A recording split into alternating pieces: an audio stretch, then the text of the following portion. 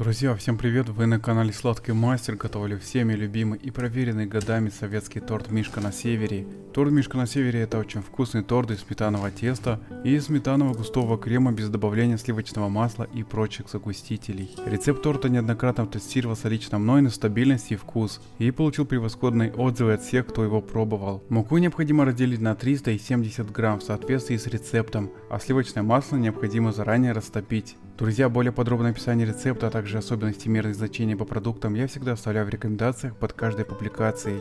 Для теста в сметану добавляю растопленное сливочное масло и сахарную пудру. Тщательно перемешиваю, чтобы сахарная пудра растворилась в сливочно-сметанной основе. Всыпаю 300 грамм муки, соль, ванилин и соду. Перемешиваю лопаткой до получения сметанного теста или так называемого полупесочного теста. Тесто, в котором соотношение сливочного жира к мучной смеси сводится к минимуму. Такое тесто более устойчиво при сборке, стабильно и напоминает что-то среднее между бисквитами и коржами. Особенно очень вкусно получаются советские молочные коржики, которые подавали в столовых и кулинариях. Вот такое плотноватое и довольно липучее сметанное тесто получилось. Предварительно тесто разделил на равные части по 380 грамм. Общий вес теста получился 760 грамм. В одну часть через мелкое сито просеиваю какао-порошок. Промешиваю лопаткой, чтобы какао вмешалось в тесто. После вымешивания шоколадно-сметанное тесто немного уплотнится. В другую часть теста всыпаю больше половины отдельной отмеренной муки, а четвертину оставляю для шоколадного теста. Тщательно перемешиваю, чтобы мука хорошо вмешалась и тесто стало более эластичное. Для удобства продолжаю вымешивать тесто руками на рабочей поверхности. При необходимости рекомендую подсыпать муку, чтобы оно сильно не прилипало к рукам и столу. Из готового сметанного теста формирую биточек. Наношу 2 разметки, чтобы было удобно разделить его на равных 3 фрагмента. Разделяю тесто по разметкам и скатываю в колобки. Складываю фрагменты в отдельную чашу, предварительно обсыпанную мукой. В шоколадно-сметанное тесто всыпаю половину оставшейся муки и вымешиваю, чтобы тесто не было липучее. Оставшуюся муку подсыпаю на рабочую поверхность и по аналогии с предыдущим сметанным тестом формирую шоколадно-сметанные колобки.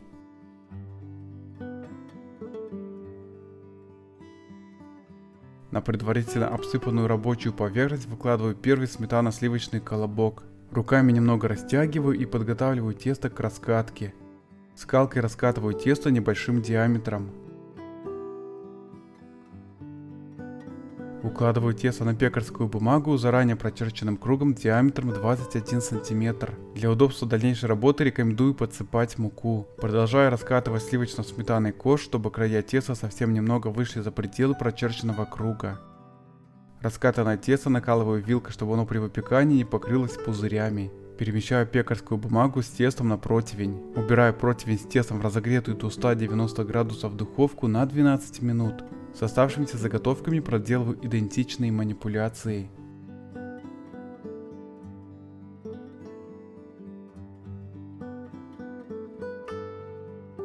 Выпеченный корж перемещаю с противня сразу на доску. Обрезаю горячий корж любой подручной круглой формы диаметром 21 см. Диаметр формы носит только рекомендованный характер и может составлять от 21 до 23 см. Грецкие орехи перемалываю в крошку с помощью блендера. При отсутствии блендера воспользуйтесь скалкой. Вот такая ореховая крошка получилась. Для крема в холодную сметану всыпаю сахарную пудру. Вымешиваю ручным венчиком. Друзья, очень важно использовать по данному рецепту именно деревенскую сметану не менее 40% жирности, чтобы взбить ее до состояния плотного сметанного крема. Если в наличии нет деревенской сметаны, рекомендую приготовить сливочно-сметанный крем, который также есть на моем канале, из натурального сливочного масла. Покупная сметана из супермаркета не подлежит взбиванию и не будет держать форму. При формировании торта такая сметана будет только вытекать. Также при желании вы можете приготовить домашнюю сметану. Ссылку на рецепт домашней сметаны я оставляю в описании к этой публикации. Настоящая деревенская сметана очень быстро взбивается простым ручным венчиком до очень плотного и ароматного сметанного крема. Вот такой плотный сметанный крем, который стабильно держится на венчике, получился. Обрезки от коржей растираю скалкой, чтобы получить песочную крошку для обсыпки торта. При желании эту крошку можно использовать, чтобы приготовить песочную основу для чизкейка или пирожных картошка. На рабочую поверхность наношу немного крема для устойчивости при сборке торта. Укладываю первый корж на поверхность для сборки торта. Силиконовой лопаткой наношу сметанный крем на поверхность коржа. При нанесении крема стараюсь его сразу распределить, чтобы в дальнейшем было удобнее выравнивать. Выравниваю крем плоским шпателем, чтобы получился красивый ровный разрез после разрезания на порции. При помощи ложки обсыпаю крем молотыми грецкими орешками. Сверху закрываю бело-сливочным сметанным коржом и таким образом собираю торт. Друзья, буду очень благодарен, если поставите лайк на это видео. Любая ваша активность не только поднимает статистику просмотров, но и значительно продвигает рейтинг канала. Окончательно закрываю торт последним сливочно-сметанным коржом. Подравниваю коржи, которые могли случайно выйти за пределы торта. Сверху устанавливаю доску и надавливаю рукой, чтобы окончательно выровнять торт в форму четкого цилиндра. Распределяю сметанный крем по поверхности торта плоским шпателем, который вышел наружу после прессования.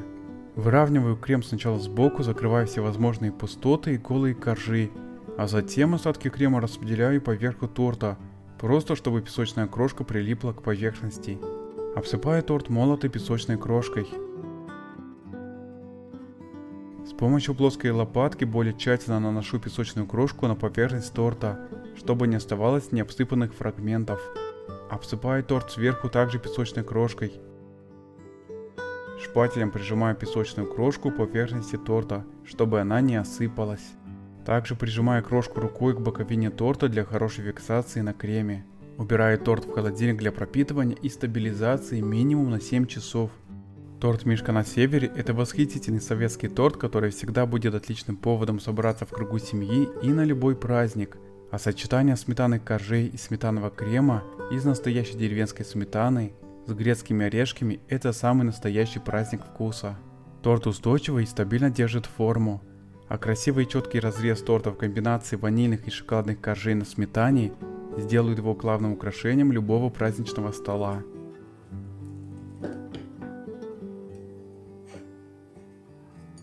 Аромат сметаны настолько яркий и приятный, что устоять перед таким тортом очень сложно. Приготовьте торт Мишка на севере и обязательно напишите мне в комментариях свой отзыв. Рекомендую подавать торт Мишка на севере горячему крепкому чаю без молока и сахара. Спасибо, мои дорогие, за подписку, лайки и комментарии, тем самым вы продвигаете канал.